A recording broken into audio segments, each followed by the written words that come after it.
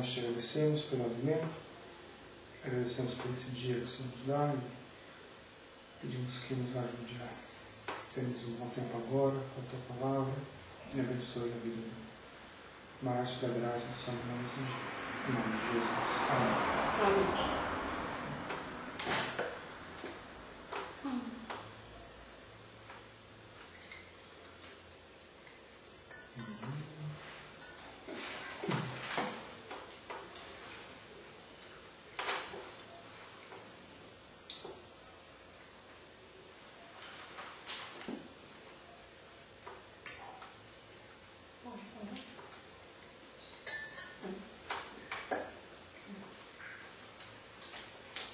Tem mais 2 lugares aqui.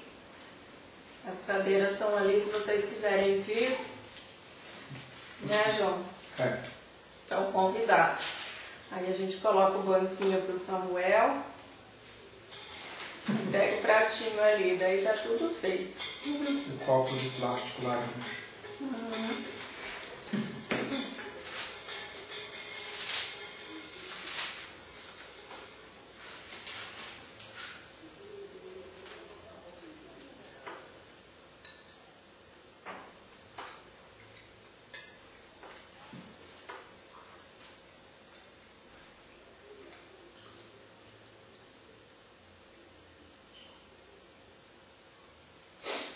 Eu vou ler 1 Samuel 22, 1.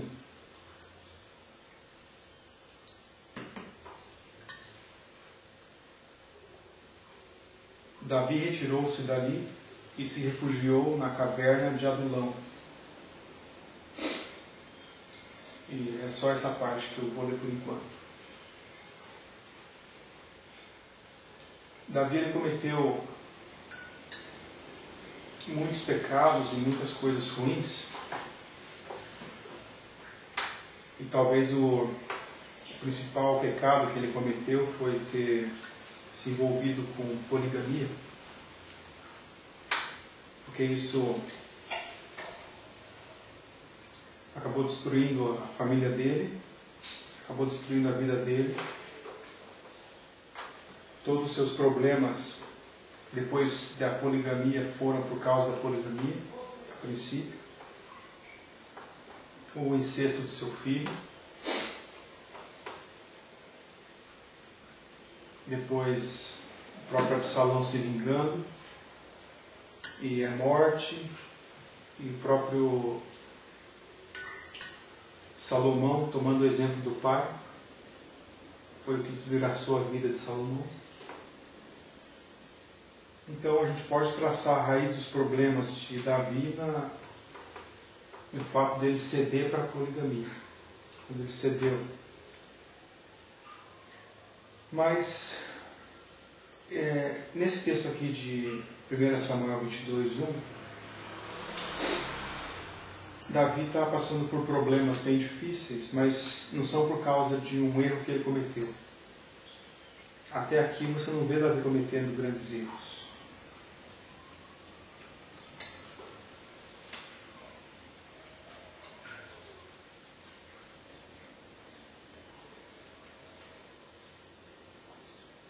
Ele derrota Golias,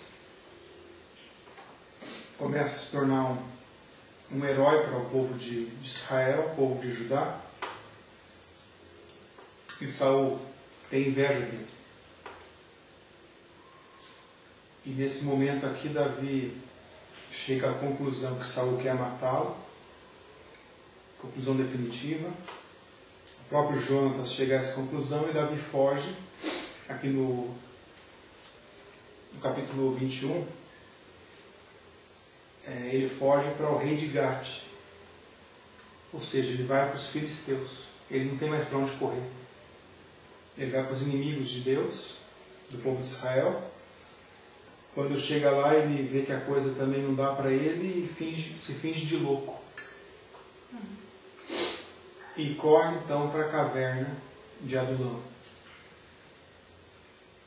E chega nessa caverna, ele olha para si mesmo e ele vê que não tem nada.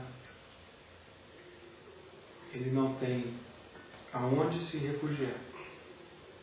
não tem para onde correr mais. E sobre isso nós vamos ver no Salmo número 142, que é uma poesia que ele escreve quando está na caverna de Adulão. Ele chega na caverna e no Salmo 142, e assim como o Salmo 52 também ele escreve quando está na caverna. Mas ele vai dizer: ao Senhor ergo a minha voz e clamo, com a minha voz suplico ao Senhor, derramo perante Ele a minha queixa, à sua presença exponho a minha tribulação. Nesses dois primeiros versículos nós vemos o choro de Davi. E ele então pega os sentimentos que ele está tendo naquele momento e coloca na presença de Deus. Ele não tenta esconder, não tenta dissimular. Ele não diz para Deus que está tudo bem, porque Deus é forte. Mas ele derrama a sua queixa perante Deus. E aqui nós aprendemos que quando as coisas estão ruins, nós devemos dizer que estão ruins para Deus. Nós devemos chegar diante de Deus com o coração quebrantado, com o coração contrito e derramar a nossa queixa perante Ele. Davi, ele não fez nada de errado, ele chega para Deus e chora e diz: Senhor, o que eu fiz?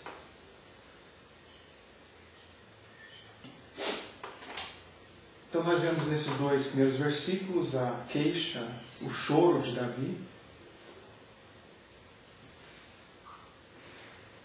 A partir do versículo 3, do 3 e 4,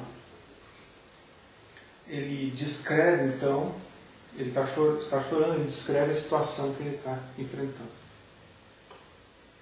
Quando dentro de mim me esmorece o espírito, conheces a minha vereda. Do caminho em que ando me ocultam armadilha. Olha à minha direita e vê, pois não há quem me reconheça, nenhum lugar de refúgio, ninguém que por mim se interesse.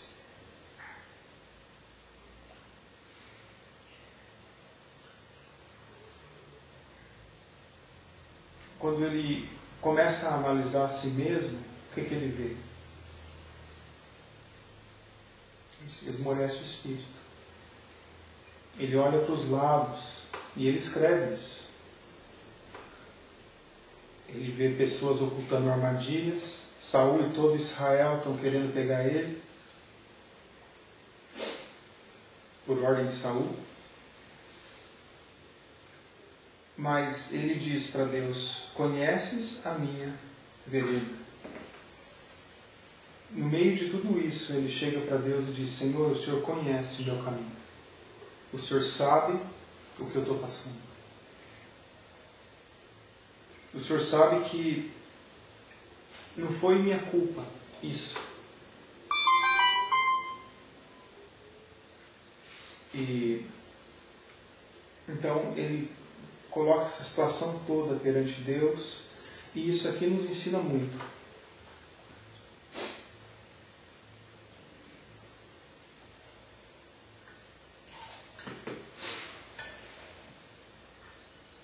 Nós sempre procuramos algum lugar de refúgio físico, não espiritual. Não é natural que procuremos um lugar de refúgio espiritual.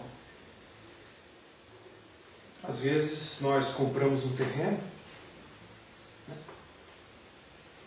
e nos fiamos de que aquilo é o nosso refúgio. Pode acontecer qualquer coisa, mas nós temos um terreno. Outras vezes pode ser um emprego. E nós buscamos isso às vezes, né? Um emprego que dá estabilidade, que dê estabilidade, para que possamos nos agarrar nele,